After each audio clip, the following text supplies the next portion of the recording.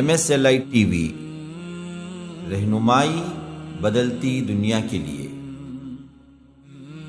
رمضان أقبل فالقلوب مريضة والنور أمسى خافتا بكياني قل لي متى يأتي الصباح بنوره ومتى ننصاع للإحسان ورسوله أما بعد فإن خير الحديث كتاب الله وخير الهدي هدي محمد صلى الله عليه وسلم وشر الأمور محدثاتها وكل محدثة بدعة وكل بدعة ضلالة وفي رواية وكل ضلالة في النار فأعوذ بالله السميع العليم من الشيطان الرجيم من همزه ونفثه ونفخه وإذ تقول للذي أنعم الله عليه وأنعمت عليه أمسك عليك زوجك واتق الله وتخفي في نفسك ما الله مبديه وتخشى الناس الله أحق أن تخشاه اللهم أرنا الحق حقا وارزقنا اتباعه وأرنا الباطل باطلا وارزقنا اجتنابه اللهم علمنا ما ينفعنا وانفعنا بما علمتنا وارزقنا علما رب اشرح لي صدري ويسر لي أمري واحلل عقدة من لساني يفقه قولي۔ اس اللہ کے نام سے ابتدا جس کے ناموں کی کوئی انتہا ہی نہیں۔ وَلَوْ أَنَّ مَا فِي الْأَرْضِ مِنْ شَجَرَةٍ أَقْلَامٌ وَالْبَحْرُ يَمُدُّهُ مِنْ بَعْدِهِ سَبْعَةُ أَبْحُرٍ مَا نَفِدَتْ كَلِمَاتُ اللَّهِ۔ اس ذات اقدس پر کروڑوں درود و سلام ہوں جو تمام جہانوں کے لیے رحمت للعالمین بن کے آئے تھے۔ اللہم صلی علی محمد وعلی آل محمد كما صليت على إبراهيم وعلى آل إبراهيم إنك حميد مجيد وبارك على محمد وعلى آل محمد كما باركت على إبراهيم وعلى آل إبراهيم إنك حميد مجيد۔ برادران اسلام، واجب الاحترام بزرگوں، دوستوں، عزیز ساتھیوں، لائق احترام ماؤں اور بہنوں، سیرت خاتم النبیین کے عنوان پر جو سلسلہ اللہ تبارک و تعالی کے فضل و کرم سے رمضان المبارک کی پہلی رات سے شروع ہوا، جاری و ساری ہے۔ آج 22ویں رات ہے۔ ہمارے حساب سے رات پہلے آتی ہے، دن بعد میں آتا ہے۔ اس سے معلوم ہوا کہ پہلے تاریکی پھر بعد میں روشنی ہوئی۔ تو رب العالمین نے ہمیں یہ ہدایت بخشی، توفیق بخشی کہ اس کے حبیب کی سیرت کو سنا جائے۔ تو اس حیثیت سے ماشاءاللہ ایک بہت بہترین سلسلہ ہم پڑھ رہے ہیں، بالمشافہہ، آف لائن بھی یہاں پر اور بہت سے آن لائن میں بھی سن رہے ہیں۔ تو اس سیرت کو ہم پڑھتے ہوئے مقصد کو نہ بھولیں۔ یہ کوئی تاریخی کہانی نہیں ہے، یا یوں سمجھیے کہ ایک شخصیت کے اعتبار سے جانکاری، وہ بھی نہیں ہے۔ یہ اصل میں سید الانبیاء و آخرین، سید العرب والعجم، اللہ کے بعد سب سے محبوب ترین ہستی کی سیرت ہے، اس واسطے کہ قیامت تک آنے والا آخری انسان بھی اسی نمونے کے عوض جنت میں جائے گا، اس کے علاوہ جنت میں نہیں جائے گا۔ ہاں، اللہ کے رسول صلی اللہ علیہ وسلم جب حضرت عمر تورات کا ایک پرچہ لے آ کے پڑھ رہے تھے تو چہرہ غصے سے متغیر ہو گیا اور فرمایا کہ اگر موسیٰ زندہ ہوتے تو بھی ان کے لیے کوئی چارہ نہیں تھا کہ وہ میری پیروی کرے۔ ہاں، لو کان موسیٰ حیًّا، اگر موسیٰ بھی زندہ ہو کے آ جائیں تو پھر بھی نجات اسی پر موقوف ہوگی کہ وہ میری اتباع کریں گے، اس کے علاوہ کوئی چارہ کار نہیں۔ اور بالدلیل ثابت کر دیا آخری زمانے میں حضرت عیسیٰ آئیں گے تو اسی شریعت کی پیروی کریں گے، وہ اپنی موسوی شریعت کی پیروی نہیں کریں گے۔ تو یہ جناب محمد الرسول اللہ صلی اللہ علیہ وسلم ہے جو ہمارے لیے بہترین نمونہ ہے، اور ان کی پیروی کے بغیر نجات نہیں ہو سکتی۔ تو پھر جانکاری ضروری ہے۔ پیروی اس وقت ہوگی نا جب جانیں گے، آپ ان کی زندگی کے ایک ایک حصے کو پڑھیں گے، سمجھیں گے، اور آپ کی زندگی میں یہ چیزیں جب آئیں گی اس پر عمل کریں گے، تب جا کے اتباع ہوگی نا۔ جب آپ سیرت کے موٹے موٹے واقعات بھی نہیں جانتے ہوں، نکات بھی نہیں جانتے ہوں، پھر پیروی کہاں سے ہوگی؟ پھر نجات کہاں سے ملے گی؟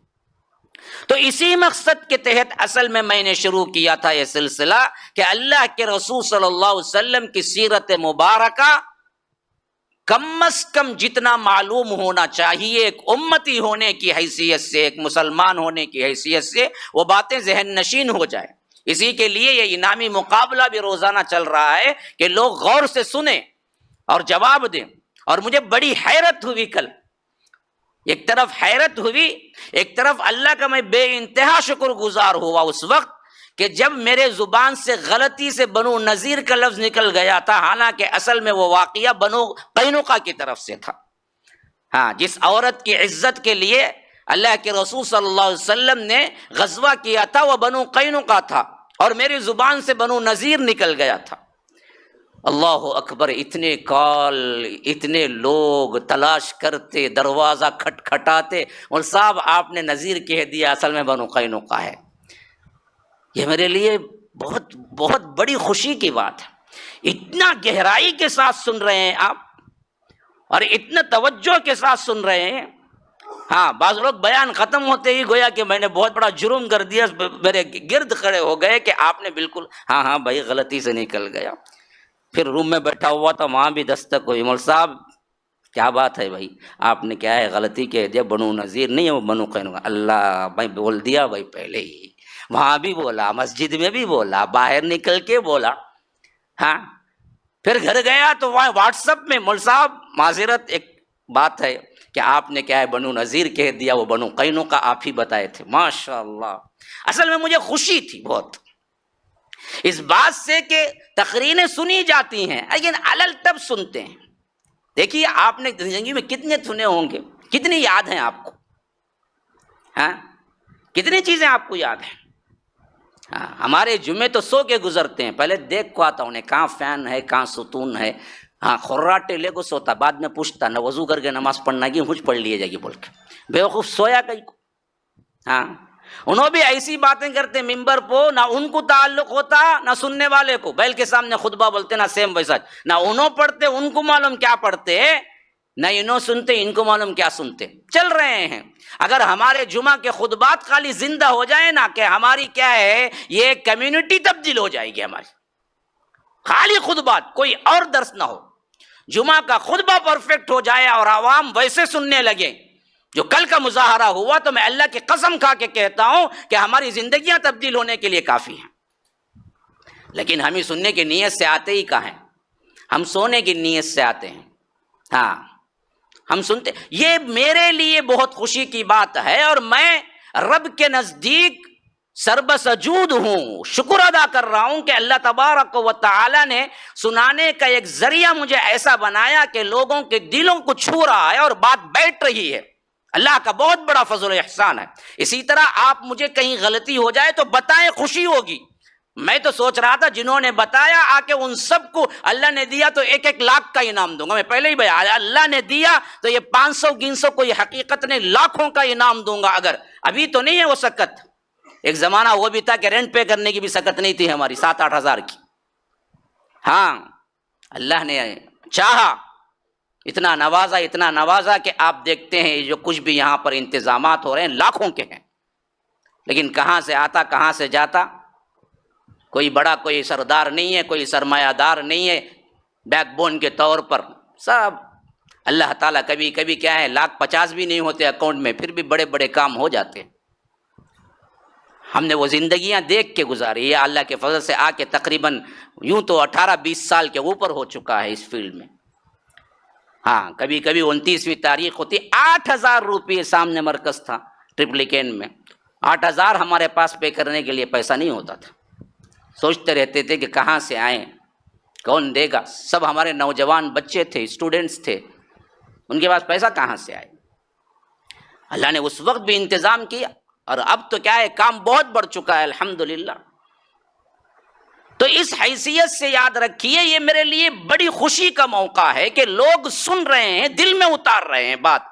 مقصود بھی میرا یہی ہے کہ دل ہی میں اتارے نہیں بلکہ عمل کے لیے بھی تیار ہو جائیں. جو سنے اس پہ عمل کرے, خواہ تمہارے باپ دادا کیا کہتے تھے اور تمہاری خواہشیں کیا تھی اور اس سے پہلے تم نے کیا کیا تھا, اپنی زندگی میں کس طرح عمل کیا تھا, اس سے مجھے کوئی لینا دینا نہیں ہے.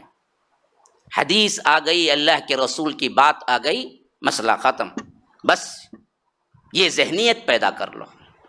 اللہ کے رسول کی بات, اللہ کا حکم, بقیہ تمہارے, میں 50 سال سے کر لوں نا مولوی صاحب, میں حنفی نا مولوی صاحب, سب اٹھا کے ایک طرف رکھو.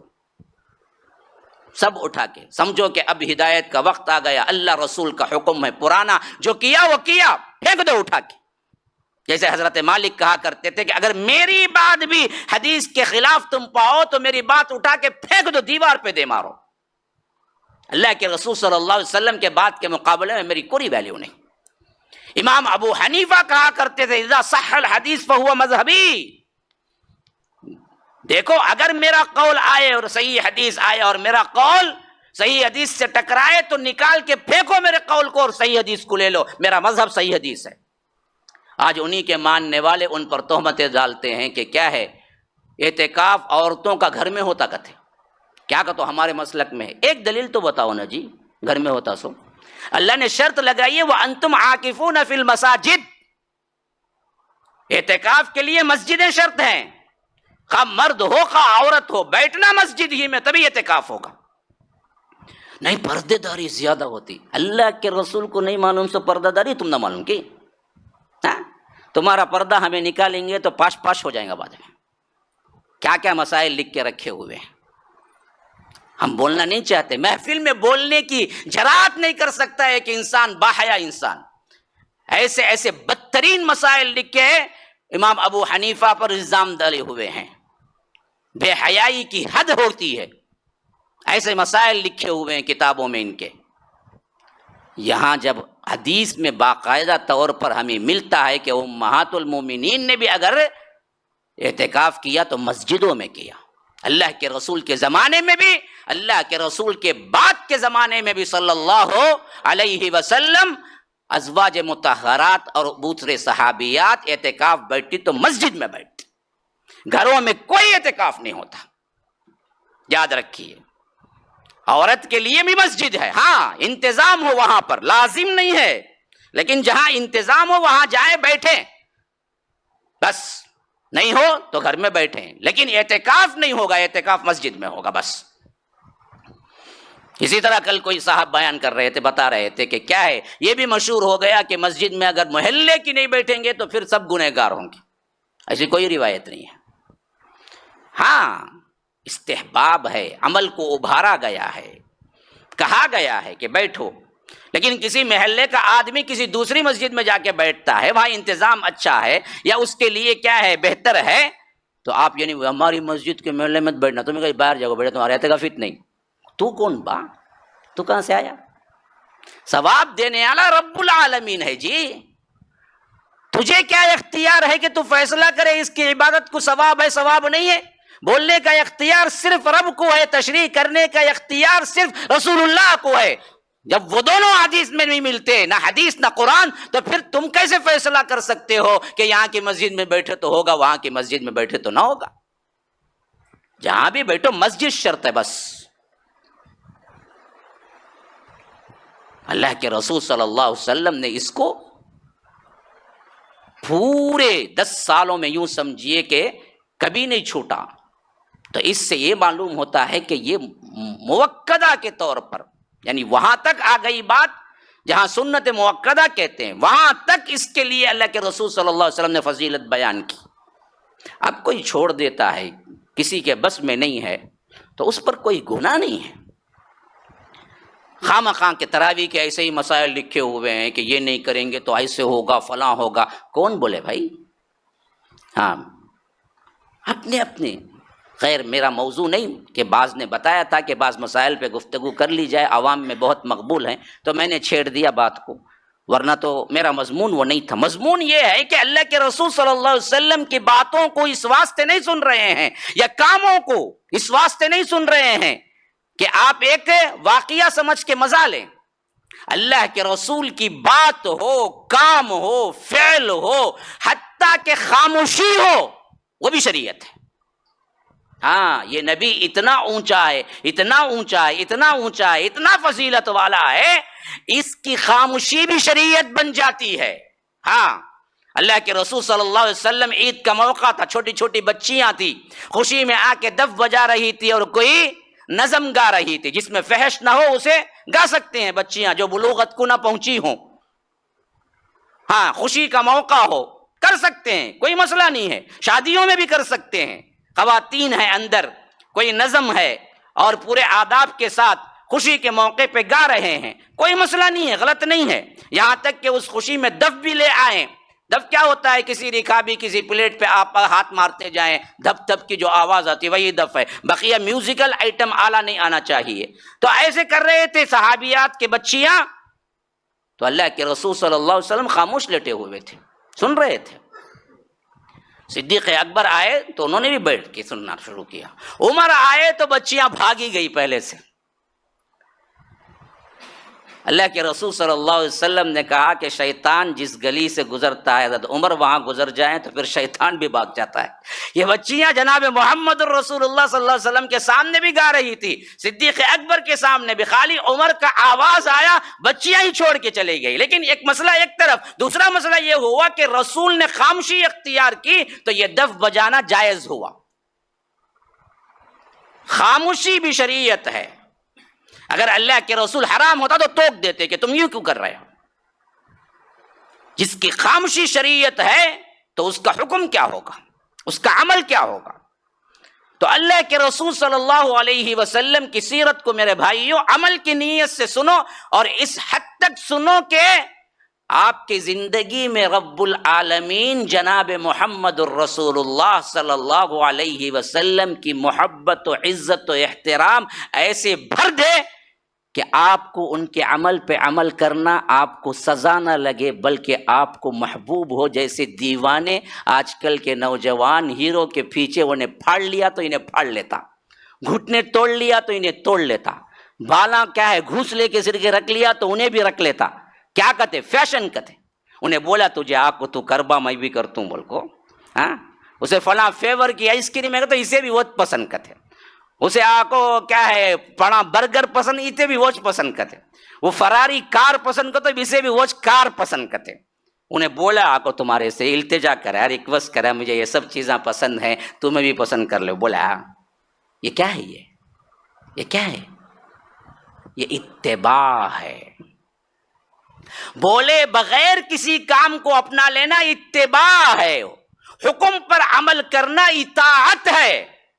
اللہ کے رسول کی اتباع کا حکم ملا ہے، اطاعت کا بھی ہے، لیکن اصل اتباع ہے۔ قل ان کنتم تحبون اللہ فاتبعونی، میری اتباع کرو، فاطیعونی، میری اطاعت کرو نہیں بولا وہاں پر۔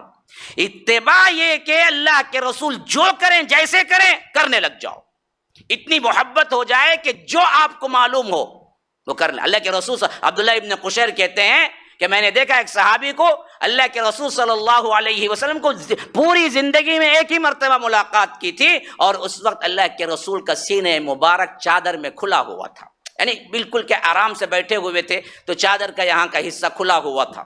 پوری زندگی انہوں نے سینے کا بٹن نہیں لگایا، پوری زندگی نہیں لگایا۔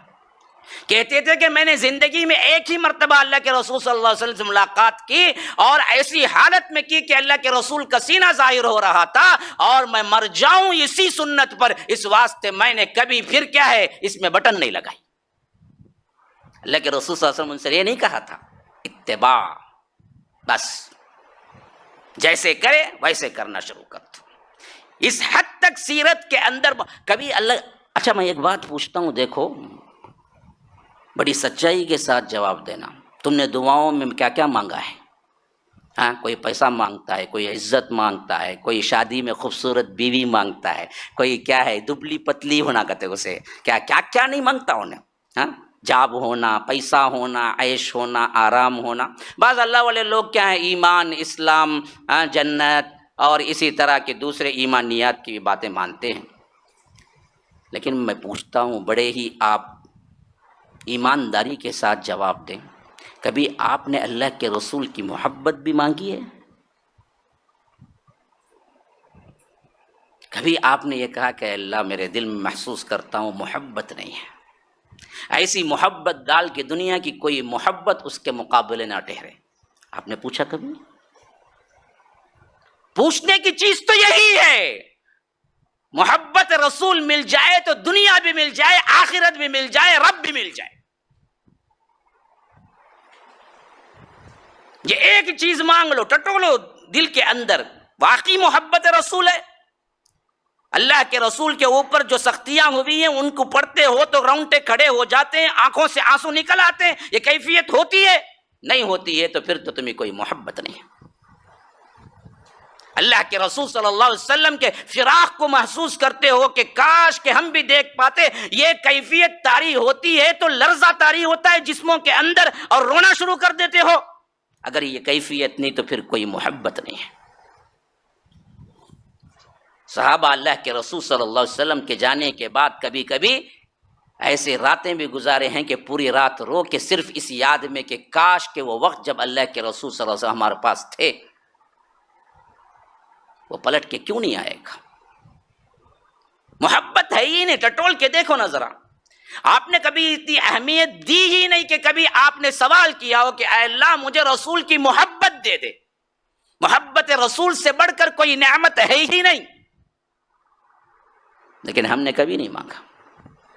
تو اس کا مطلب یہ ہے کہ ہم نے کبھی اس کو سمجھا ہی نہیں کوئی مانگنے کی چیز ہے، بلا بدتر چیزیں مانگتے ہیں۔ اللہ کی قسم کھا کے دوبارہ سے بارہ کہتا ہوں، اصل مانگنے کی چیز تو اللہ اور اس کے رسول کی محبت ہے۔ جب ٹٹولوں کے شریعت پہ چلنا مشکل ہو رہا ہے، شریعت کے احکامات مشکل ہو رہے ہیں، رب سے کہو کہ اے اللہ مجھے مشکل ہو رہا ہے، یہ اصل میں محبت کی کمی ہے، تیرے محبت کو اتنا ڈال دے میری زندگی میں، میرے دل میں کہ میں تیری معاصی اور میں تیری خلاف ورزی کر ہی نہیں سکتا، ایسا بنا دے مجھے۔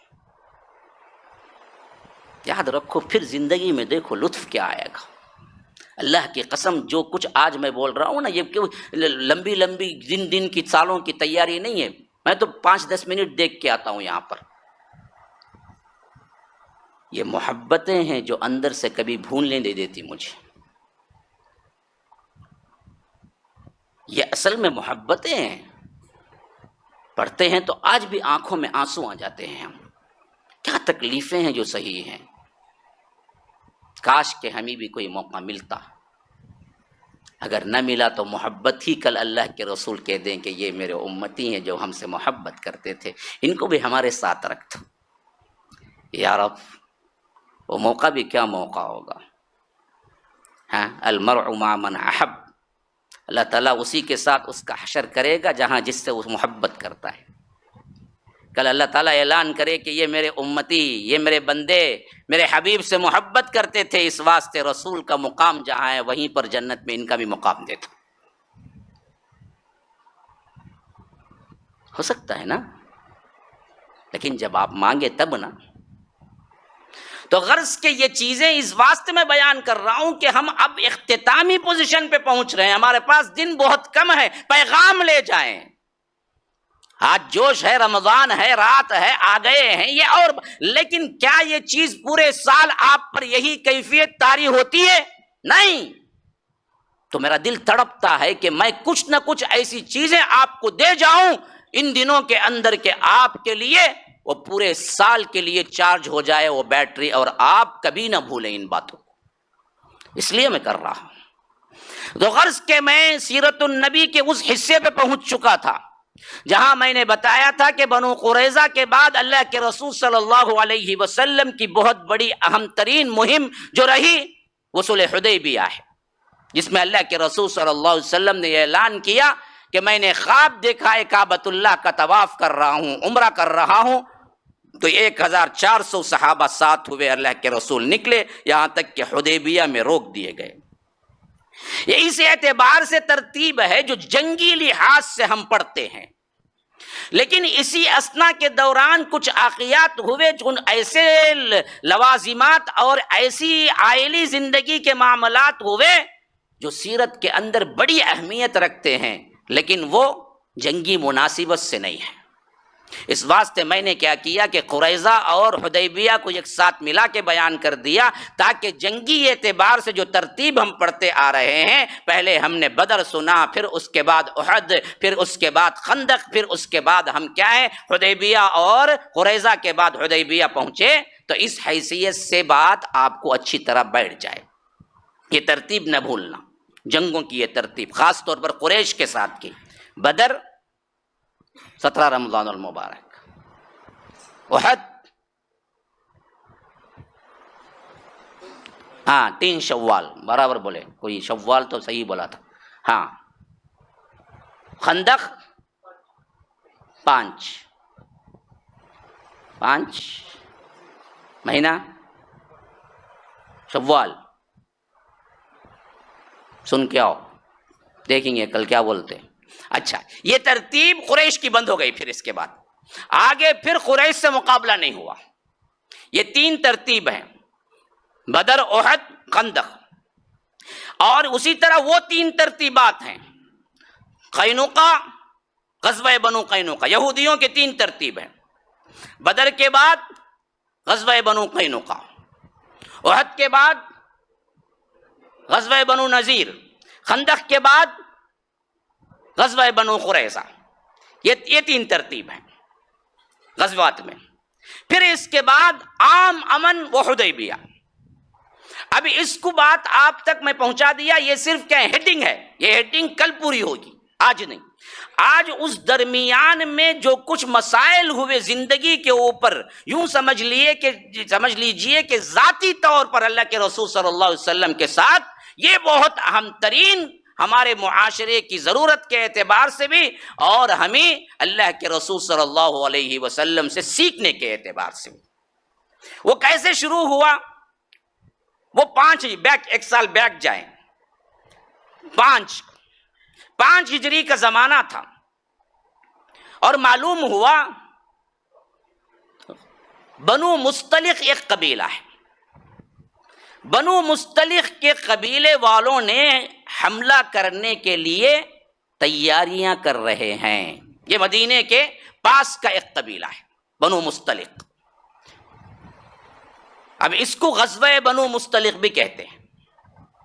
اللہ کے رسول صلی اللہ علیہ وسلم تحقیق کے لیے بھیجا تو معلوم ہوا کہ ہاں بالکل صحیح ہے، یہ لوگ تیاریاں کر رہے ہیں۔ اب اللہ کے رسول صلی اللہ علیہ وسلم جب اس قسم کی نیوز سنتے تو انتظار نہیں کرتے، وہ آ کے حملہ کریں گے تب دیکھیں گے۔ جب کنفرم ہو جاتا کہ حملے کے لیے یہ لوگ تیار ہیں، پھر تو اللہ کے رسول صلی اللہ علیہ وسلم کا اصول عموماً ہم نے سیرت میں یہی دیکھا کہ وہ آنے سے پہلے ہم ان کو پکڑ لیں، وہ ہم پہ حملہ کرنے ہی نہ پائیں۔ تو اللہ کے رسول صلی اللہ علیہ وسلم ایک دستے کے ساتھ وہاں نکلتے ہیں تاکہ بنو مستلق کو حملے سے روک دیں۔ اب اس میں اتفاق پہلی بات یہ ہوتی ہے کہ اللہ کے رسول صلی اللہ علیہ وسلم کی عموماً عادت تھی کہ غزوے میں کسی بھی بیوی کو ساتھ لے جاتے تو قرعہ کرتے، کیونکہ اس وقت تک اللہ کے رسول صلی اللہ علیہ وسلم کی 4 بیویاں ہو چکی تھی، اور ابھی قریب میں 5ویں بیوی ہونے والی تھی۔ وہ واقعہ بھی اسی میں آ جائے گا سیٹ ہو کے۔ آپ ذرا غور سے توجہ کریں، یہ بہت اہم ترین گھریلو معاملات ہیں جو شریعت قوانین بنائی۔ ان قوانین کو آج کے اعتبار سے بھی سمجھنا بہت ضروری ہے، اور خاص طور پر وہ نوجوان جو میڈیکل لحاظ سے تو پڑھ لیتے ہیں، اکیڈمک لحاظ سے پڑھ لیتے ہیں، پھر کیا ہے سیکس کی پڑھائی بھی کرنا کرتے ہیں، اس کا سے اب اسکولوں میں شروع ہو گیا، وہ بھی پڑھ لیتے ہیں، غلاظت بھی پڑھ لیتے ہیں سب۔ لیکن شریعت کیا بتاتی ہے اس اعتبار سے تمہارے حیوانی جذبات کو کیسے تم پورے کرنا، وہ ایک نہیں پڑھتے۔ اس واسطے ان کی ازدواجی زندگی بالکل خراب ہو کے رہ جاتی ہے۔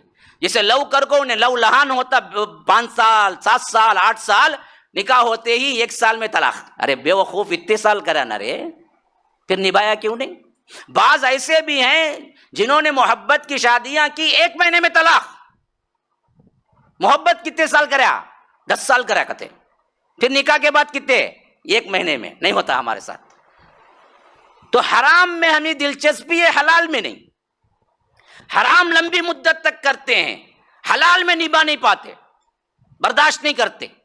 یہ تمام مسائل اس واسطے ہیں کہ ہم عائلی زندگی جو ہے نا، ہماری معاشرتی خاندانی زندگی کے احکامات ہم کو پتہ ہی نہیں. اور بعض لوگ تو تعجب، یہ سب باتیں آئیں کہ قرآن حدیث میں. ارے یہ مکمل دین ہے، دین. ہاں، ماں کے پیٹ کے جنین سے لے کر قبر کی گور تک پہنچنے تک تم پر کیا بیتا، ان سب کا حل ہے. اور قبر میں جانے کے بعد بھی اہل و عیال کے لیے کیا ذمہ داریاں ہیں وہ بھی ہے. تو اس حیثیت سے اللہ کے رسول صلی اللہ علیہ وسلم کسی نہ کسی بیوی کو ساتھ لے جاتے. اب بیویاں زیادہ تھی تو قرعہ کر لیتے. قرعہ بالکل اسلام میں جائز ہے. ہاں، چند لوگوں کے نام رکھیں اور اس میں سے کسی کو سلیکٹ کریں. جیسا آج بھی ہمارا انعام کے اعتبار سے قرعہ ہوتا ہے، قرعہ اندازی ہوتی ہے. کیا بولتے ہیں اسے انگلش وغیرہ میں؟ Shuffling, coupling, shuffling. ویسا بھائی صحیح تو بول رہے ہیں نا، بعد میں بول دوں. ہاں وہ کیا ہے مجھے تو نہیں معلوم. بہرکیف یہ قرعہ اندازی جو ہوتی ہے نا، جس ازواج مطہرات میں سے جس کا نام آتا لے جاتے ہیں. اتفاق سے قرعہ میں حضرت عائشہ کا نام آیا. حضرت عائشہ رضی اللہ عنہا، یہ تو سب کو معلوم ہے، اللہ کے رسول صلی اللہ علیہ وسلم کی سب سے چہیتی بیوی بھی ہیں، اور یہی وہ ایک پہلی اور آخری بیوی ہیں جو کنواری تھی جن سے اللہ کے رسول صلی اللہ علیہ وسلم نے نکاح کیا. بقیہ تمام بیویاں جو ہیں وہ یا تو مطلقہ تھی یا تو بیوہ تھی. اللہ کے رسول صلی اللہ علیہ وسلم سے ان کا نکاح یا تو دوسرا تھا یا تو تیسرا تھا یا تو چوتھا تھا. حتیٰ کہ میں نے بتایا تھا سودا کا چھٹا تھا.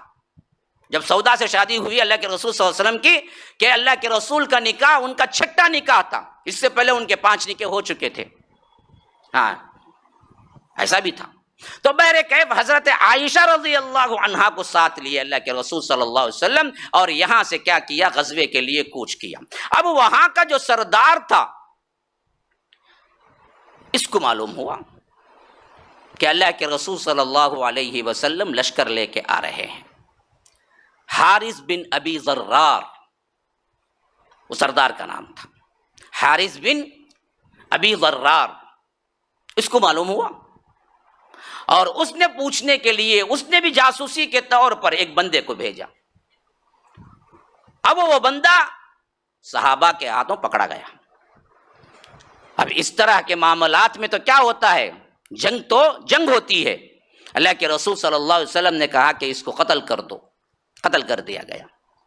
اب یہ نیوز پہنچی حارث بن ابی ضرار تو وہ بالکل پریشان ہو گیا، کیونکہ پہلے ہی معلوم تھا کہ بنو قریظہ کے ساتھ کیا ہوا تھا، غزوہ خندق میں کیا ہوا تھا، مسلسل فتح تھی. تو ہم تو ایک چھوٹے پارٹ ہیں، ہم تو ایک چھوٹی جماعت ہیں، ہمیں کہاں نصیب ہوگا. تو وہاں سے اس کے لیے پریشانیاں شروع ہو گئی کہ حملے میں کیا ہوگا. یہ بڑھتی بڑھتی جیسے کہ معلوم، اللہ کے رسول صلی اللہ علیہ وسلم بالکل خفیہ طور پر سفر کر رہے تھے.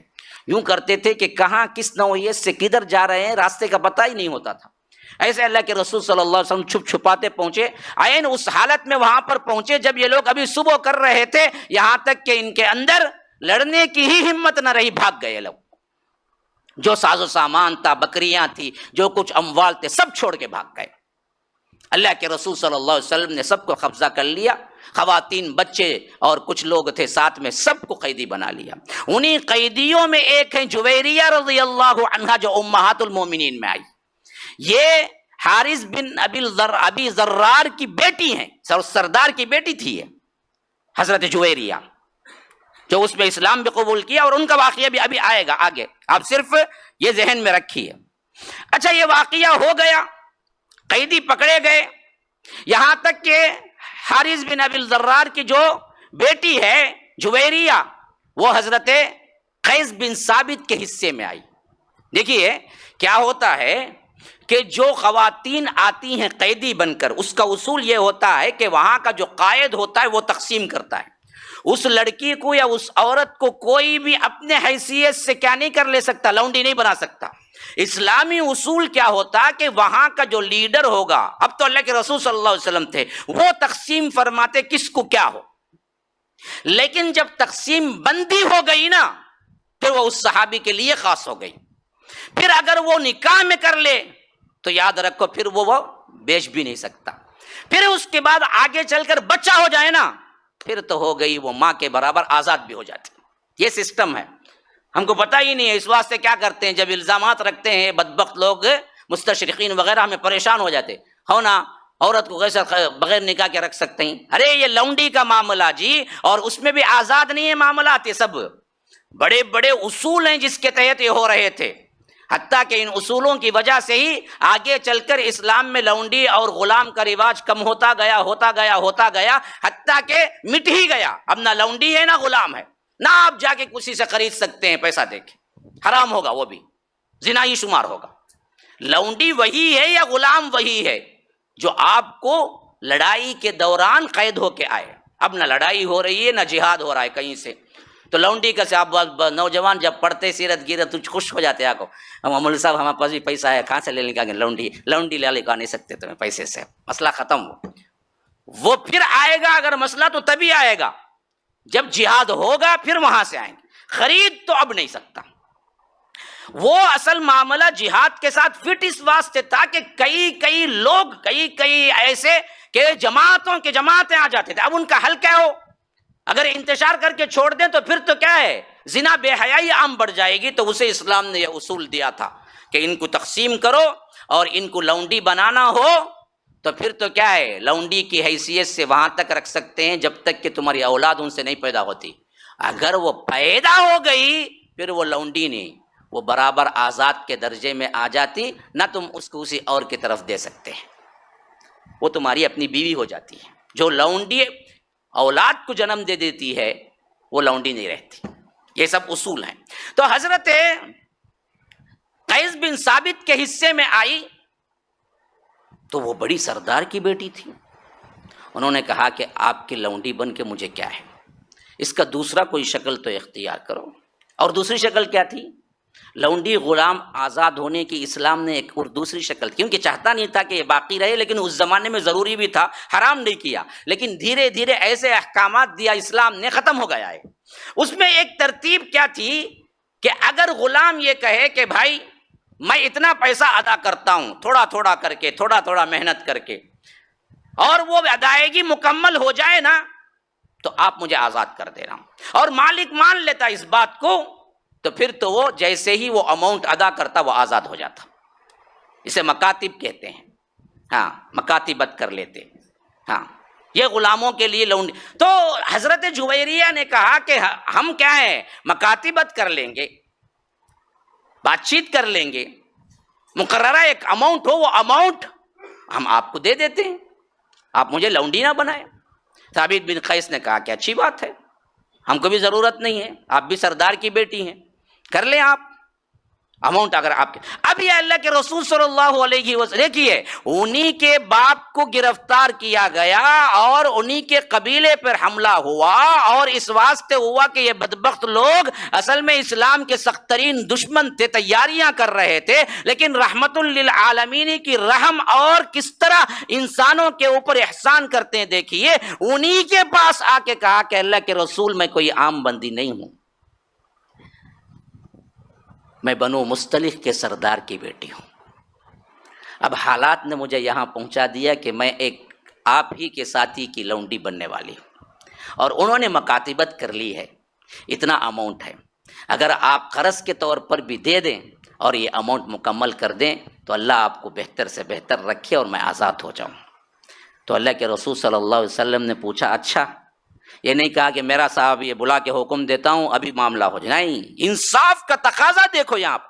اللہ کے رسول صلی اللہ علیہ وسلم نے کہا کہ اچھا میں ایک بات پوچھتا ہوں، مکاتبت کی جو رقم ہے وہ رقم اگر میں ثابت بن قیس کو ادا کر دوں تو تم اس کے عوض میرے نکاح میں آ جاؤ گی، تم تیار ہو؟ کہا کہ اللہ کے رسول ہاں، اس سے بڑی بات کیا ہوگی کہ میں رسول اللہ کی بیوی بنوں. تو اللہ کے رسول صلی اللہ علیہ وسلم نے ثابت بن قیس کو ان کا پورا معاوضہ دیا، جو کچھ وہ طے کر چکے تھے ان سے، پھر ادا کیا، پھر نکاح کیا. حالانکہ لونڈی کے طور پر خود رکھ سکتے تھے،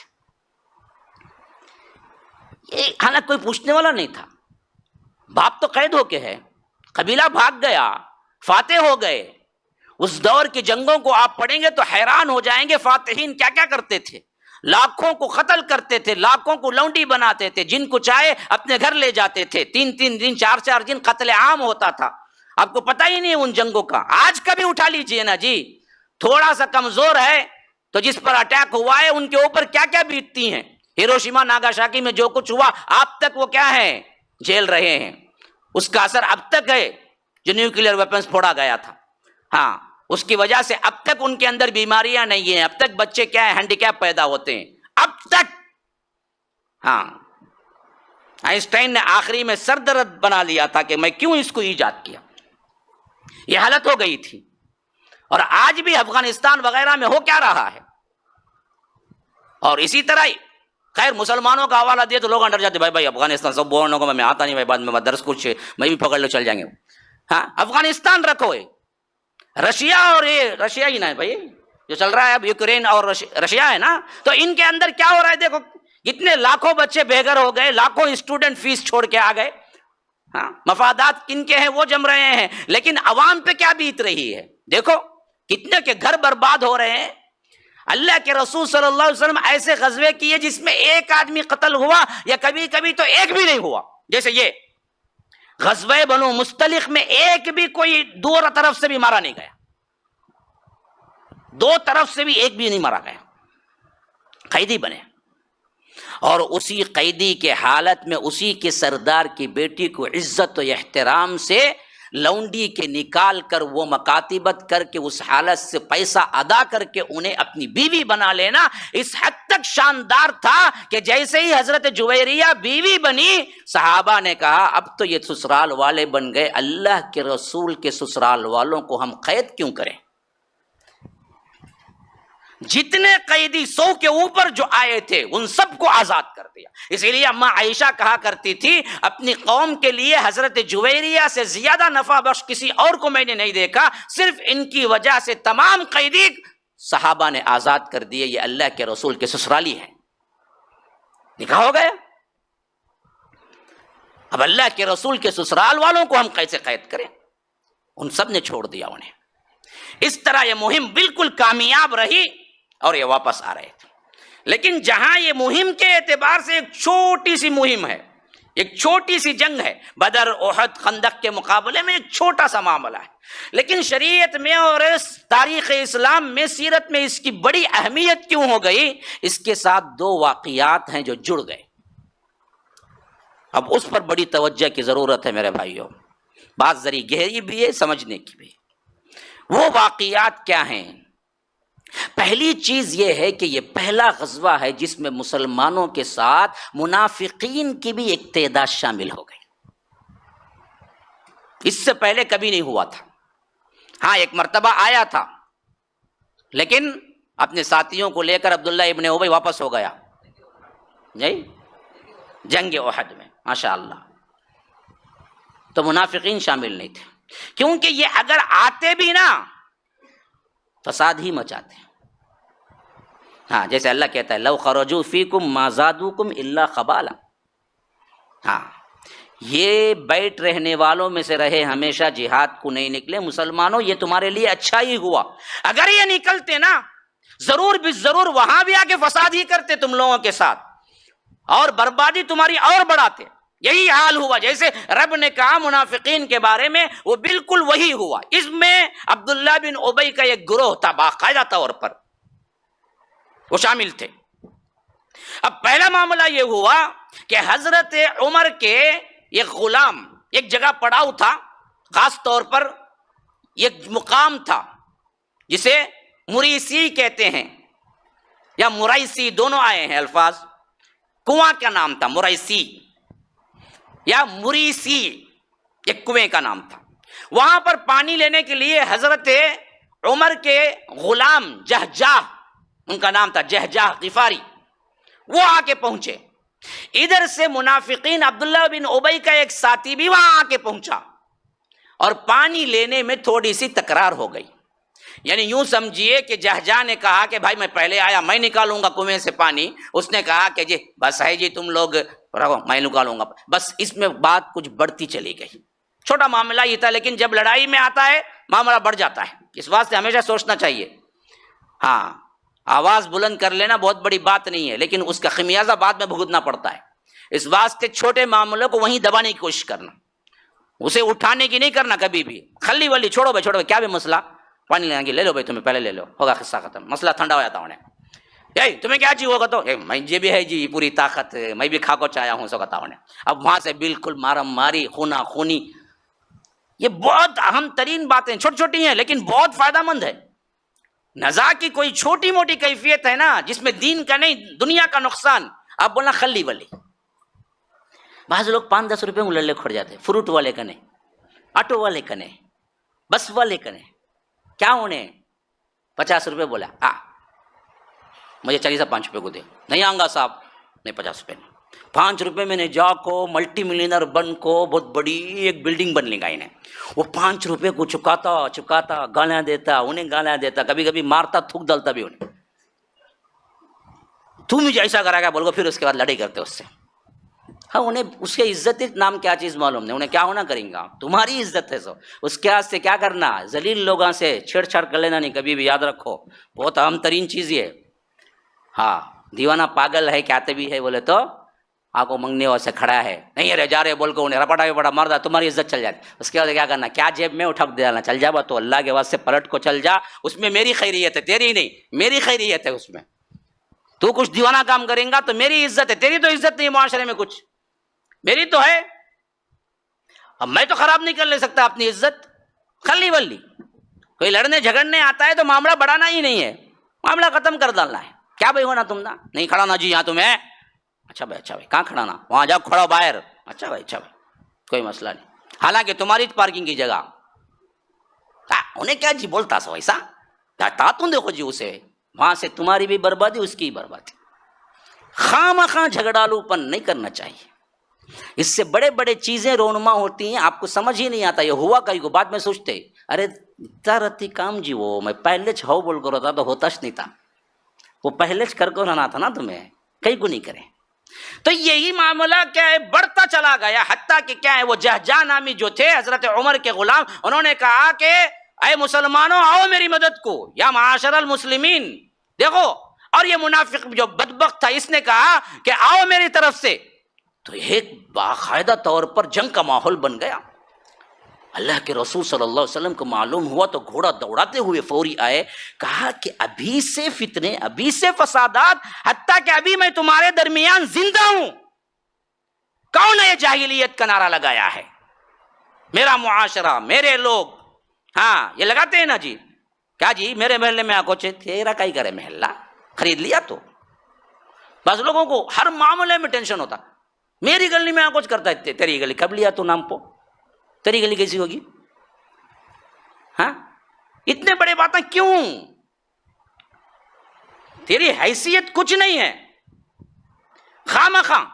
اور یہ خاص طور پر نسبی اعتبار سے جھگڑے ہوتے، دیکھو یہ بہت خطرناک ترین جھگڑے ہیں.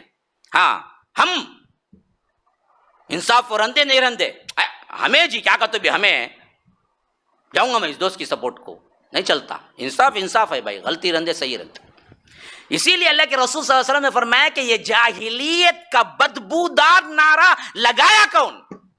جس نے کہا کہ آؤ ساتھیوں، آؤ مسلمانوں ادھر سے، اس نے کہا کہ آؤ ہمارے ساتھیوں. اس طرح جو جاہلیت کا نعرہ لگایا کہ نسبی اعتبار سے یہ بدبودار نعرہ، اللہ کے رسول نے فرمایا بدبودار نعرہ لگایا کیوں؟ ابھی تک کہ میں تمہارے درمیان زندہ ہوں.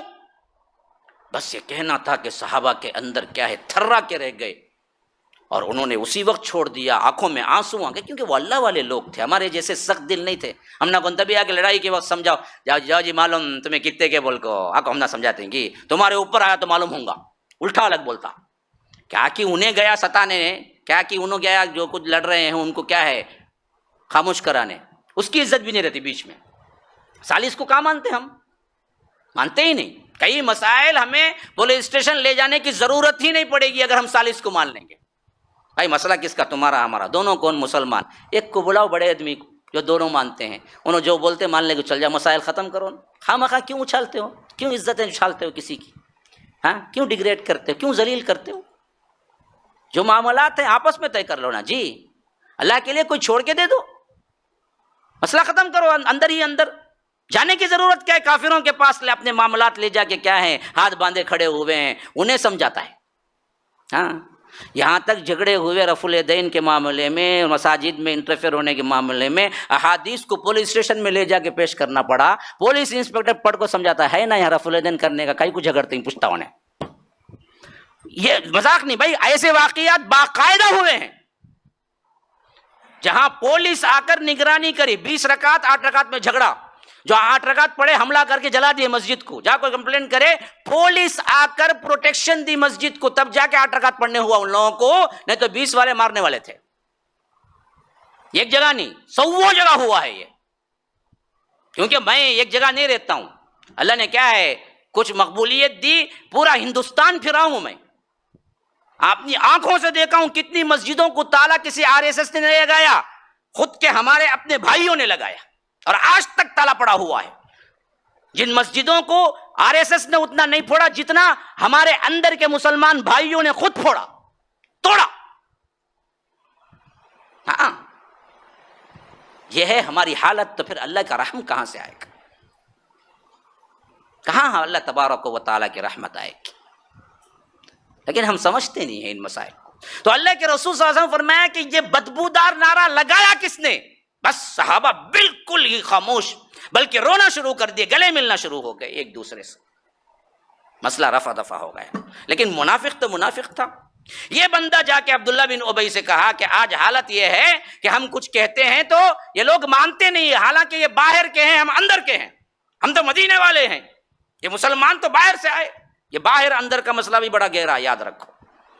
مسلمان ہو گیا, آپ کی ملاقات ہو گئی, محلے میں آ گیا, وہ اپنا آپ کا اپنا ہی دوست ہے, باہر اندر کا مسئلہ نہیں. یہ ایریے میں کی آئے, وہ ایریے میں کی نہیں گئے, سوال نہیں اٹھانا. یہ سب جاہلیت کے نعرے ہیں.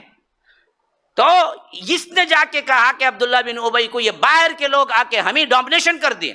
تو اس بدبخت نے کہا کہ اچھا حال تو ہمارا یہ ہو گیا ہے آج کل کہ یہ باہر کے لوگ آئے اور تم لوگوں نے جگہ دی, اور یہاں تک کہ یہ ہمارے سر چڑھ کے بیٹھ گئے. اور وہ پرانے لوگ جو کہا کرتے نا جی, اپنے کتے کو کھلاؤ پلاؤ, موٹا کرو, تازہ کرو, تاکہ وہ خود ہم پر ہی بھوکے, یہ الفاظ کہے اس نے. ہاں اس نے کہا کہ ہمارے پرانے لوگ کہا کرتے تھے کہ اپنے کتے کو کھلاؤ پلاؤ, موٹا تازہ کرو, یہاں تک کہ وہ کتا ہم پر ہی بھوکے. یہی حالت ہوگی جیسے ہمارے اپنے محاورے میں ہم کہتے ہیں نا کہ ہماری بلی ہم خود میاؤں, وہی محاورہ ہے جو وہ کہتا تھا ان کے زمانے کے اعتبار سے. اب یہ سمجھ رہا تھا یہاں پر کوئی اپنوں کے علاوہ کوئی اور نہیں ہے, اس واسطے یہ بڑی بے باکی سے گفتگو کر رہا تھا, سب ہمارے منافقین ہی. لیکن اس میں ایک بالکل نوجوان چھوٹے بچے کے مانند ایک صحابی تھے, زید بن ارقم. اس نے توجہ نہیں دی, بچہ ہے یہ, جا کے کیا سنے گا, تو وہ بولتا چلا گیا. یہاں تک کہ آگے بڑھ کے کہا کہ اگر موقع ملے اس غزوے سے ہم واپس مدینہ پہنچیں گے تو پھر مدینے میں جو عزت دار ہوگا وہ ذلیل کو نکال باہر کرے گا. اور مراد اس کی کیا تھی؟ عزت دار کون اس میں؟ ہاں مدینے والے. کیا سولے کو سنتے ہیں بھائی, چائے کا ٹائم ہوگا کہ اوپر نیچے ہوتی حالت. بھائی اس نے بولا کہ ہم اگر واپس جائیں گے مدینے میں تو جو عزت دار ہے وہ ذلیل کو نکال باہر کرے گا. کیا مطلب, کون ذلیل کون عزت دار؟ ہاں یہی انہیں منافقین جی, انہیں کہا اپنے آپ کو ذلیل بول لیں گا. ہاں عبداللہ بن ابی اپنے آپ کو بول رہا ہمیں عزت دار. اللہ کے رسول صلی اللہ علیہ وسلم کی طرف اشارہ کر کے بولتا ہے نعوذ باللہ ثم نعوذ باللہ ذلیل. اب یہ لوگ آ کے ڈامنیشن کر لیے, اگر مجھے موقع مل گیا اس غزوے سے واپس میں پلٹوں گا تو میں کیا کروں گا, ذلیل کو نکال باہر کر, یعنی اللہ کے رسول کو باہر نکال دوں گا اور ہم ڈامنیشن کریں گے. یہ بات تھی خطرناک, بغاوت والی بات. جیسے ایک رسول کے اوپر صرف ایک تہمت مت سمجھو, یہ قانونی اعتبار سے بغاوت والی تھی, کیونکہ حکومت کے خلاف بول رہا نا وہ, بغاوت. تو وہ زید بن ارقم جو چھوٹے سے بچے تھے انہوں نے سن لیا یہ بات. وہ آ کے کہے کہ اللہ کے رسول آپ کے خلاف یہ باتیں عبداللہ بن ابی نے کیا ہے. کہ ایک روایت ہے کہ انہوں نے اپنے ماموں کے پاس کہا، ماموں نے آ کے کہا، تو جب اللہ کے رسول نے کہا کہ زید بن ارقم کو بلاؤ، جب وہ آئے کہا کہ یہ باتیں تم نے اپنے کانوں سے سنی، کہا کہ ان کانوں سے میں نے سنا ہے۔ اللہ کے رسول صلی اللہ علیہ وسلم نے فرمایا کہ اچھا، اتنی خباثت ہے اس کے دل میں میرے لیے، دیکھیں گے۔ انہی کے قبیلے کے حضرت سعد ابن عبادہ آئے، کہا کہ اللہ کے رسول مجھے معلوم ہوا ہے کہ آپ کچھ پریشان لگ رہے ہیں۔ کہا کہ دیکھو تمہارا ساتھی، یعنی وہ بھی مدینے والا تھا نا، تو عبداللہ بن ابی نے کہا ہے کہ جو عزت دار ہے ذلیل کو باہر نکال کرے گا۔ تو انہوں نے کہا کہ اللہ کی قسم یا رسول اللہ، آپ عزت دار ہیں، ذلیل وہ ہے، اگر آپ حکم دیں ابھی میں اسے قتل کر دیتا ہوں۔ اللہ کے رسول صلی اللہ علیہ وسلم نے کہا کہ نہیں، جنگ کا ماحول ہے، لوگ پریشان ہیں، بات کو نہیں سمجھ سکیں گے، اس حیثیت سے آگے دیکھیں گے، پھر اس کے بعد مدینہ پہنچنے کے بعد ہم فیصلہ کریں گے کہ ہونا کیا ہے۔ اب اسی معاملے میں عبداللہ بن ابی کو بھی معلوم ہو گیا کہ یہ بات جو چھپ کے اس نے کہی تھی اپنے ساتھیوں کو سمجھ کر، وہ بات اللہ کے رسول صلی اللہ علیہ وسلم کے ساتھ پاس تک پہنچ گئی ہے۔ اب وہ آیا، دوڑا بھاگا، منتیں سماجتیں کرنے لگا، ہرگز میں نے ایسا، کیسے میں ایسا کہہ سکتا ہوں آپ کو، جبکہ آپ میرے رسول ہیں۔ یہ چھوٹے بچوں کی باتوں میں نہیں آ جانا چاہیے، آپ جیسے بزرگ لوگ ان چھوٹے بچوں کی باتوں میں کیوں آتے ہیں؟ بعض بار کیا ہوتا ہے، چھوٹے بچہ دیکھ کے ہم کیا کرتے ہیں، بالکل اگنور کر دیتے ہیں، انہیں کیا جا سنا رنگا صحیح، حالانکہ وہ بچہ صحیح بول رہا ہوتا ہے۔ ہاں، مکار لوگ کبھی کبھی بچوں کے اس واسطے ہی کیا کر دیتے ہیں، خاموش کرا دیتے ہیں، حالانکہ بچہ معصوم ہوتا ہے، جو دیکھا وہ بولا، اس کی کوئی غلطی نہیں، لیکن وہ پورا زور اس پہ دے رہا تھا کہ ایک چھوٹا بچہ، اس کی گواہی پر آپ مجھے سمجھ رہے ہیں کہ میں نے ایسا کہا ہوگا؟ یہاں تک کہ صحابہ جو تھے وہ خود اس کی باتوں میں آ گئے، کہا کہ اللہ کے رسول صحیح کہہ رہا ہے عبداللہ بن ابی، ایک چھوٹا سا بچہ، کوئی دوسرا گواہ نہیں ہے، اور اتنی بڑی بات وہ کیسے کہہ سکتا ہے؟ شاید غلط سن لیا ہوگا، یا شوق میں کچھ سن لیا ہوگا، کچھ اپنی طرف سے لگا لیا ہوگا۔ تو اللہ کے رسول صلی اللہ علیہ وسلم جب دیکھا کہ کچھ صحابہ اس معاملے میں اختلاف کر رہے ہیں تو چھوڑ دیا معاملہ، کہا کہ خیر اچھی بات ہے، آگے چلو۔ اب یہ واقعہ بھی چل رہا ہے سائملٹینیسلی، اب دوسرا واقعہ سنو۔ اسی سے واپسی آ رہے ہیں، یہ واقعہ ہو چکا ہے، پہلے سے پریشان ہیں لوگ، اور اللہ کے رسول صلی اللہ علیہ وسلم نے کہا کہ فوری طور پر یہاں سے نکل جاؤ، اب لوگ اس پہ باتیں بنائیں گے اور بات کا بتنگڑ بن جائے گا، اس بات سے ان کو وقت ہی نہیں دینا ہے، چلاؤ۔ تو دوپہر سے جب نکلے، پوری دوپہر، شام، رات چلتے رہے، یہاں تک کہ صبح کی روشنی پھوٹ پڑی، بالکل تھک گیا تھا۔ اللہ کے رسول صلی اللہ علیہ وسلم نے کہا کہ اب ان کو وقفہ دو، پڑاؤ کرو، یہ سو جائیں، تاکہ بیٹھتے ہی ایسی نیند سوار ہو کے وہ ایک دوسرے سے بات نہیں کر سکے، سو جائیں، کیونکہ بات کرنے کا موقع ملا ایسے وقت میں، خاص کر افواہوں کا ہوتا، انہیں ایک بولتا انہیں ایک بولتا، جی کیا معلوم، کیا کرونا میں 20 صدمے 21 لاش جی، 21 قبر آیا ہے، 50 جی ہماری جگہ 50 ہے، یہ بیٹھے سو بکواس ہے۔ واٹس ایپ نیٹ بند کر دیتا نا، واٹس ایپ پہ کئی لوگوں کی جان بچ جاتی۔ کیا بھائی بولتا ہوں، صحیح بولتا ہوں غلط بولتا ہوں؟ گورنمنٹ لاک ڈاؤن، فلاں ڈاؤن، الا ڈاؤن کر کو ہم نہ ستانے کے علاوہ کچھ نہیں کرے۔ اگر انہیں واٹس ایپ نیٹ بند کر دیتا نا ان دنوں، آج ہمارے درمیان کئی وہ رہتے جو اب جا چکے ہیں۔ حالانکہ موت تو فیصلہ اللہ کا ہے، تدبیر کے اعتبار سے بولتا ہوں، دیکھو بدبخت کیا کیسے ستایا، نیٹ اور لاک ڈاؤن نہیں کیا بلکہ الٹا کر دیا، نیٹ کا دیوانہ بنا دیا، بچوں کی پڑھائی تک۔ اسکول میں فون لے کے آئے تو تم اسکول میں داخلہ نہیں لے سکتے، وہ حد جا کے اسکول کے لیے فون ضروری ہے، نہیں تو تم پڑھ نہیں سکتے، ویسا بنا دیا۔ ابھی بچے بگڑ گئے، انہیں کیا پڑتا، انہیں فوٹو رکھ لے کو سامنے، اس کے ساتھ غلاظت کی باتیں، نہیں تو کیا ہے ٹوائلٹ جا کو تم بول کو چپکے تبھی سامنے رکھ لے کو لائف میں ہے بول کو، انہیں لائف میں صحیح سن کو پڑھتا تو انہیں کہیں کوئی ایسا ہوتا۔ اب اگلے ڈاکٹر کا جانے کے واسطے بھی سوچنا، کہاں انہیں گردے نکالنے کی جا دل نکالتا کہ دل نکالنے کی جا گردہ نکالتا کہ پڑھاش نہیں نا، انہیں 2-3 سال ایسا کر کے سرٹیفکیٹ لے لیا، انہیں پڑھا کیا، تعلیم ہی نہیں ہوئی اس کی، بربادی پہ بربادی ہماری ہوئی۔ جو نیٹ کا کیا ہے الف با بھی نہیں جانتے تھے، ان لوگوں نے بھی سب کچھ جان لیا۔ حرام کاری ویب سائٹ تو کھلے پڑے ہوئے ہیں، ان سب میں جا کے برباد ہو گئے۔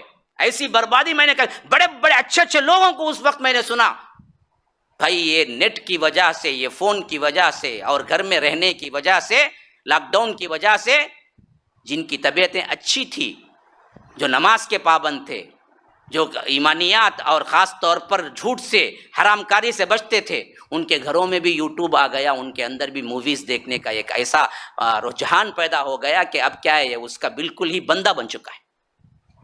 حالانکہ اس وقت نیٹ اور یہ SMS روک دیتا تو مسئلہ ایک حد تک ختم ہو جاتا۔ بہرکیف ہو گئی بات، لیکن اب بھی آگے ہم کر سکتے ہیں بہت سی بات۔ یہ سب میں ہنٹس دے رہا ہوں کہ ایک ہم بالجماع بنے کام کریں تو انشاءاللہ بہترین طور پر امت کو ایک اچھی بہترین زندگی دے سکتے ہیں۔ آج بھی وہ تمام پوائنٹ سیرت النبی میں ہمیں آئے، وہ تمام پوائنٹس تو اللہ کے رسول صلی اللہ علیہ وسلم نے چلایا چلایا چلایا چلایا چلایا، یہاں تک کہ ایسے تھکے پڑھتے ہی سو گئے، بات کرنے کا موقع ہی نہیں ملا۔ دن رات پھر صبح، ابھی اتنا اگر سفر کریں گے تو بندہ کہاں بیٹھ کے بات کرنے کا مذاق کا موڈ ہوگا، اس واسطے پڑھے سو گئے۔ اب یہاں سے ایک دوسرا واقعہ شروع ہوا، وہ کیا کہ جب سو کے اٹھے نا، اللہ کے رسول صلی اللہ علیہ وسلم نے کہا کہ فوج تیار کرو، نکلنا ہے۔ تیار ہو گئے۔ اب اماں عائشہ کو ساتھ میں رکھا ہوا تھا۔ خواتین کے لیے معاملہ یہ تھا کہ وہ گھڑ سواری یا اونٹ سواری ڈائریکٹ نہیں کرتے تھے، خاص کر معزز خواتین، خاندانی نسب والے، ان لوگوں کے لیے ہودج نام کا ایک کیا ہوتا تھا، چھوٹا سا کمرہ لکڑیوں کا بنایا جاتا تھا، اور ان کو لمبی لمبی کیا ہے لکڑیاں دی جاتی تھی جن سے اٹھا کے اونٹ پر بٹھاتے تھے۔ اونٹ ایک ایسا جانور ہے جس کے اوپر آپ ہودج برابر رکھ سکتے ہیں، یعنی یوں سمجھو کہ ایک چھوٹا سا کمرہ ہے، چھوٹا سا لکڑی کا کمرہ جس میں ایک انسان چڑھ کے بیٹھ سکے۔ اگر وہ بیٹھ جائے نا تو اونٹ سے کیا کرتے ہیں، وہ ہودج کو نکال کے نیچے رکھ دیتے ہیں، جیسے یوں سمجھو کہ جنازے کی شکل کا چھوٹا معاملہ، لمبے لمبے دو ادھر طرف ہیں اور لمبے لمبے دو لکڑے ادھر طرف ہیں، اور بیچ میں ایک چھوٹا سا کمرہ ہے اور نیچے رکھ دیتے ہیں۔ تو امہات المومنین جو آتی، اور اس زمانے کے معزز عورتیں بھی یہی تھا کہ ان میں بیٹھ جاتی، پھر اس کے بعد لوگ آتے، جب یہ بیٹھ کے پردہ گرا لیتے نا، حجاب کا بڑا اہتمام ہوتا تھا اس زمانے میں عام بھی، تو وہ اپنے ہودج میں چاروں طرف کپڑا ہوتا تھا پردہ، اور وہ اندر داخل ہو کے پردہ جب گرا لیتے تو پھر وہ لوگ بھاگ کے آتے، آ کے کیا ہوتے، ادھر کے دو ادھر کے دو ادھر کے دو ادھر کے دو، یا اس سے بھی زیادہ لوگ اٹھا کے کیا کرتے، اسے اونٹ پہ رکھ دیتے۔ اب وہ اونٹ کی جو ہڈی اوپر کی ہے، کوہان جسے بولتے ہیں، اس کے حساب سے وہ جا کے فٹ بیٹھ جاتا، کیونکہ ایک ہڈی ابری ہوئی ہے اور وہ ہڈی پہ ڈائریکٹ نہیں رکھتے، اس کے اوپر کیا ہوتے ہیں، کئی طرح کی چیزیں ہوتی ہیں جس سے اسے نرم کر دیتے، وہ جا کے فٹ بیٹھ جاتا، تو پھر اس کے بعد اونٹ چلتا۔ یہ کیا ہوتے ہیں، وہاں کے معزز ترین عورتیں سفر کرنے کا ایک انداز ہوتا تھا۔ تو اماں عائشہ کا بھی ہودج تھا۔ اب ہودج میں کیا ہوا تھا، جیسے ہی پڑاؤ کا حکم ہوا، وہ اتارنے والے جو صحابہ کی ذمہ داری تھی وہ آ کے اتارے، تو حضرت عائشہ باہر آ گئی۔ اب جب حضرت عائشہ باہر آئی تو کہتی ہیں، اب انہی کی طرف سے روایت ہے یہ پوری، وہ کہتی ہیں کہ پھر دراصل کیا ہوا، مجھے قضاء حاجت پیش ہے۔ اس زمانے میں ٹوائلٹ وغیرہ کا تو انتظام نہیں تھا، دور دراز کہاں کوئی نہ دیکھے وہاں نکل جاتی تھی، اور میں چلی گئی۔ لیکن آ کے جب میں دیکھتی ہوں تو کیا دیکھتی ہوں کہ پورا قافلہ جا چکا ہے، کوئی نہیں ہے، کیونکہ اللہ کے رسول صلی اللہ علیہ وسلم نے حکم دے دیا تھا نکلنے کا۔ اچھا یہ نکلے کیسے جب کہ اماں عائشہ چھوٹ گئی؟ ویسا نہیں ہوا۔ اصل میں کیا ہوا کہ ہودج میں اللہ کے رسول صلی اللہ علیہ وسلم کی بیوی اماں عائشہ ہیں، سمجھ گئے جو لوگ اٹھا رہے تھے، بھائی ایک انسان بیٹھے تو ایک انسان نہیں بیٹھے تو دونوں کا وزن برابر، کیا بھائی کیسا رکھ دیں گے؟ ایسے سب سوال کیے ہیں، اس واسطے میں جواب دے رہا ہوں۔ یہ منکرین حدیث نے کیا کیا، اس حدیث کو انکار کرنے کے لیے بڑے شبہات لائے۔ انہوں نے کہا کہ ایک انسان اندر بیٹھا ہے، اس کو اٹھانے میں جتنا وزن ہوگا، اور ایک خالی ہودج ہے اس کو اٹھانے میں، تو کیا اٹھانے والوں کو محسوس نہیں ہوا؟ نہیں ہوا۔ کیوں نہیں ہوا؟ پہلی بات تو یہ ہے کہ دو افراد نہیں اٹھا رہے تھے اس کو، دو افراد اٹھائیں گے تو معلوم ہوگا اندر انسان ہے یا نہیں ہے، اسے کئی افراد مل کے اٹھائے یہ سمجھ کے کہ اماں عائشہ اندر ہیں۔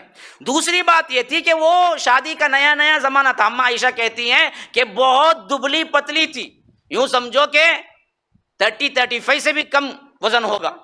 اب 4 افراد 5 افراد اسے اٹھا رہے ہیں تو وزن محسوس ہی نہیں ہوگا اندر ہے یا نہیں ہے، کیونکہ ہودج کا خود کا ایک وزن ہوتا ہے، لکڑیوں سے بنا ہوا ہوتا ہے۔ تو انہوں نے سمجھا غلطی سے کہ اماں عائشہ اندر ہیں، انہوں نے کیا سمجھا کہ وہ ہودج اٹھا کے اون پہ رکھ دیا، اون چلا دیا اور لشکر بھی چل گیا، اور ادھر اماں عائشہ چھوٹ گئی۔ جب وہ واپس آئی وہاں پر جہاں پر لوگ تھے، کوئی بندہ نہیں ہے۔ اچھا اس میں ایک بات اور بھی ہے، پہلی بار جب آئی تب تو فوج تھی، لیکن جب وہ آ گئی تو تب ان کو محسوس ہوا کہ ان کا جو ہار تھا گلے کا وہ کہیں گم ہو گیا ہے. اور اس میں اماں عائشہ کہتی ہیں میں اپنی بہن سے عاریتاً پوچھ کے لے آئی تھی، میں سفر میں اللہ کے رسول کے ساتھ جا رہی ہوں، اس واسطے یہ ہار تم مجھے دو. حضرت اسماء سے، ان کی بہن سے. یہ خواتین کا ایک کردار اس میں نمایاں ہوتا ہے. ہاں کہیں سے بھی جاؤ، کہاں بھی جاؤ، کچھ میک اپ کی چیزیں لے کے جاتے نہیں چھوڑتے، وہ بھی خاص شوہر ہے ساتھ میں. تو اماں عائشہ کہتی ہیں کہ میں نے اپنی بہن سے عاریتاً لیا تھا ایک ہار، اس واسطے میں زیادہ حساس تھی کہ یہ ہار اگر چھوٹ گیا تو پھر میں کیسے دے پاؤں گی. تو دوسری مرتبہ، پہلی مرتبہ آئی تو فوج تھی، ہار کو ڈھونڈنے کے لیے جب گئی ہار تو وہاں نہیں ملا، لیکن جب وہ واپس آئی فوج جا چکی تھی. اب انہوں نے دیکھا کہ یہ کام اب میں کروں تو کیا کروں، نہ موبائل کا زمانہ، نہ اعلان کرنے کا، نہ میسیجز کرنے کا.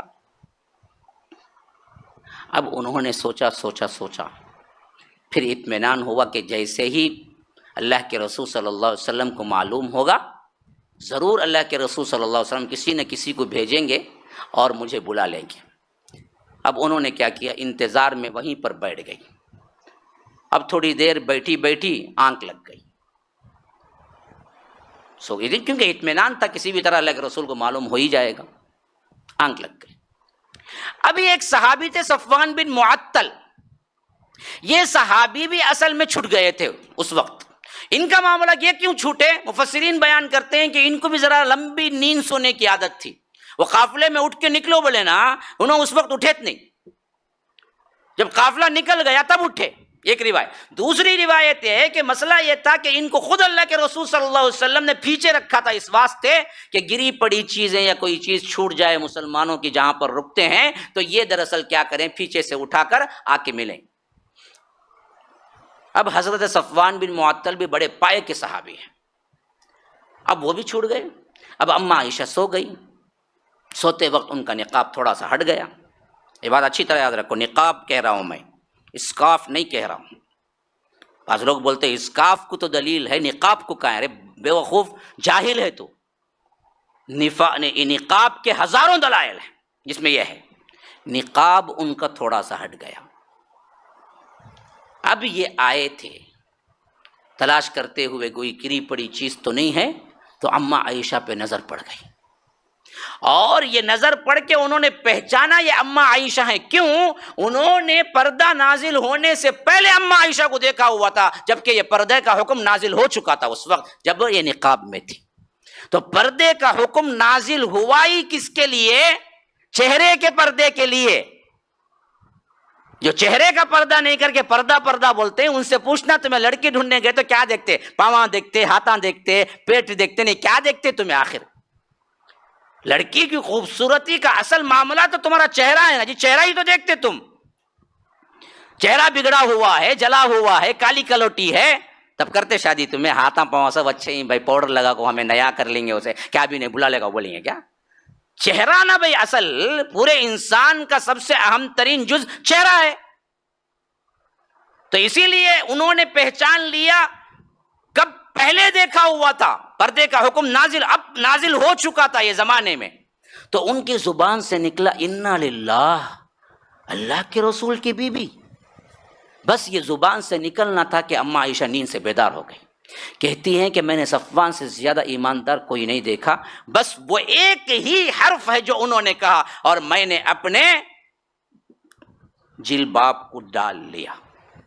اتنی بڑی صاف حدیث ہوتے ہوئے ان کی جراحت پہ داد دینا ہے. جو بدبخت کہتے ہیں کہ پردہ صرف کیا ہے، اسکاف کا ہے، چہرے کا نہیں ہے. ٹھیک ہے، تو ہمارے انہوں بھائی بولے کہتے ایک امیروں کا ماننے کا ہے، ایک انے کا ماننے کا ہے. ہمیں انے کا مانتے ہیں، ہمیں ہاں انے سنار کا تو سب ہو جاتا. ہاں کہ ان سا سنار بھی نہیں چلتا، قرآن حدیث چلتی ہے اصل میں.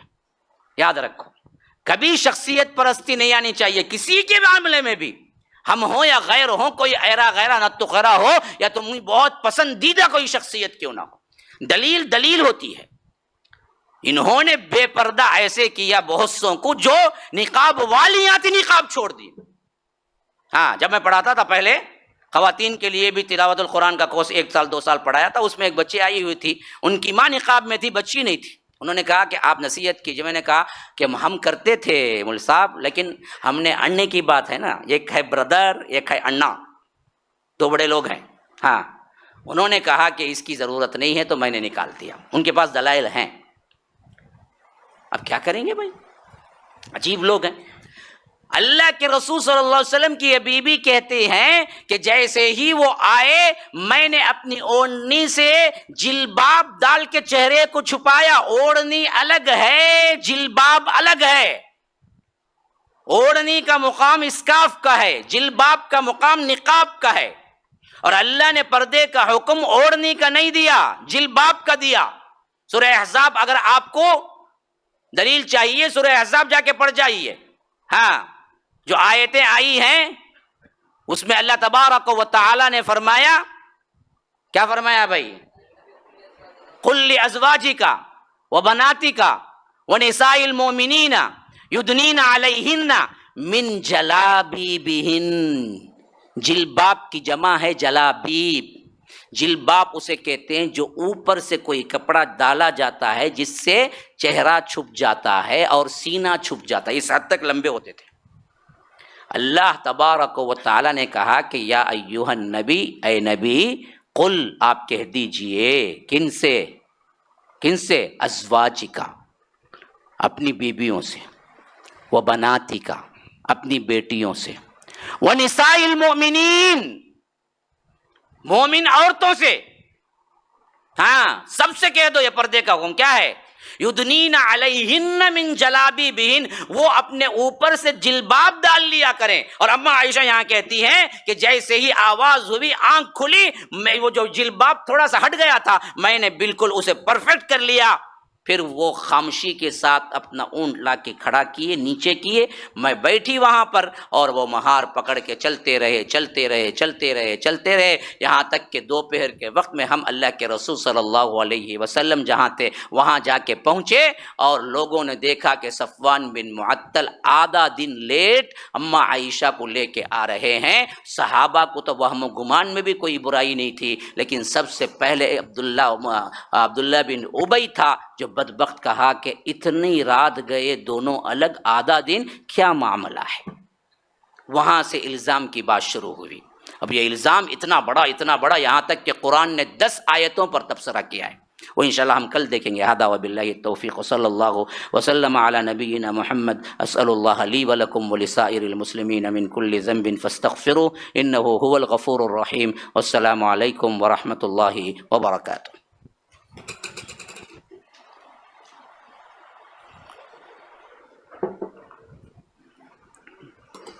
ویسے بھی 10 سے 11 وقفہ ہی ہے آپ کا، اس میں سے میں کیا ہے کچھ منٹ زیادہ لے لیا، کیونکہ ادھر ادھر ہی جا کے آتے ہیں نا، اس سے بہتر یہاں بیٹھے تو زیادہ ثواب نا. تو آپ کے لیے اچھا کیا برا کیا؟ ہاں دیکھو معلوم آپ لوگ بہت اچھے لوگ ہیں ماشاءاللہ. اللہ تعالیٰ قبول کرے آپ کی عبادت.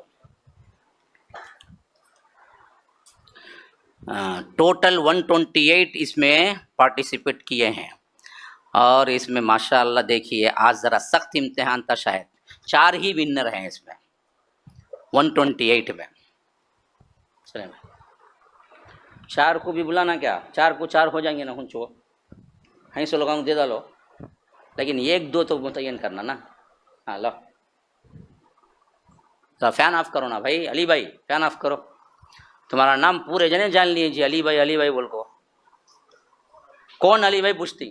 ہاں برابر بھائی 4 نہیں بھائی ہے، لو ہاں 4 ہی. کون ہے چھوٹے بچے؟ یا ایسے بچے دکھتے نا بھائی، دوسرے بچے نہیں دکھتے کیا؟ نہیں تمہیں سیٹنگ اور لاک بٹھا ڈالتے کہ سامنے. ہاں چھوٹے بچوں کو بلائے جا. ہاں بڑے لوگوں کو بلا لیں گے آج. آؤ بھائی وکیل صاحب، کیا کہ تمہارے بارے میں کیوں نہ بول لے کوئی، وہ کیا ہے کہ مسئلہ. آؤ اٹھاؤ بسم اللہ بول کو. ہاں لاؤ یہ لو چاکلیٹ بھی دینا نا تم نا.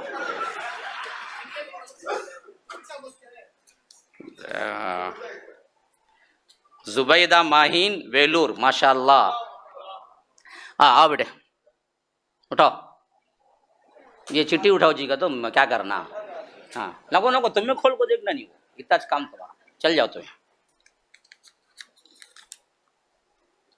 کیا ہے بھائی یہ؟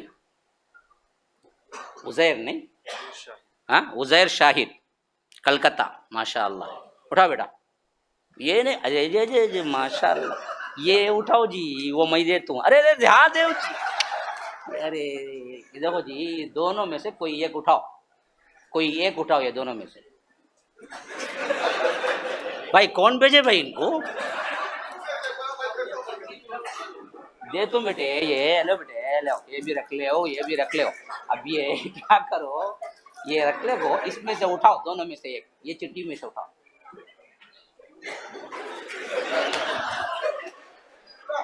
اچھا یہ لو، یہ لے لے کے چل جاؤ، تو میں دوسرے کسی سے بلائیں گے، ان کو بات سمجھ آ بیٹا. آؤ، ہاں اٹھاؤ بیٹے، دونوں میں سے ایک اٹھاؤ بیٹا. ہاں کیا کریں گے، تمہاری چاکلیٹ نہیں ہے، یہ لو دو لے لے جاؤ. ظہور بادشاہ عمان مسقط کے، وہ ایک ہے بھائی آپ کی ذمہ داری میں. سبحانک اللہم و بحمدک اشہد ان لا الہ الا انت استغفرک و اتوب الیک. انشاءاللہ پھر دور ترجمہ قرآن ٹھیک 12 بجے شروع ہو جائے گا. ہاں بھائی لاک کر ڈالو، کیا بھی نہیں کریں گے، بیٹھ جائیں گے لوگ، دوسرا کیا کریں. ہاں یہاں دے دو نا، چاہے باہر جانے کے بجائے یہاں دے دو، فریج کے پاس دے ڈالو جی، ادھر ہے نا جی. ہاں تب فیصلہ کرنے آئے، ذمہ داروں سے پوچھ لو. بھائی ایک منٹ ٹھہرو، بھائی ٹھہرو، یہاں بات ہو رہی ہے نا.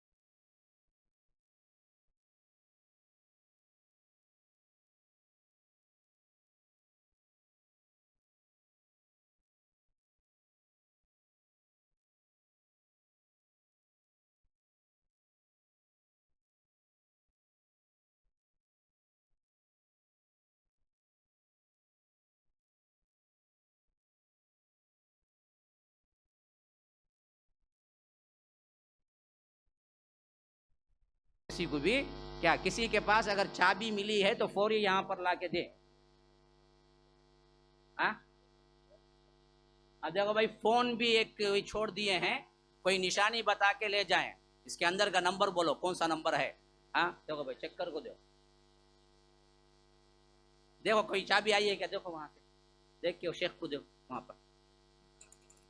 کیا بھائی پڑھا نا بھائی، نہیں پڑھے گی.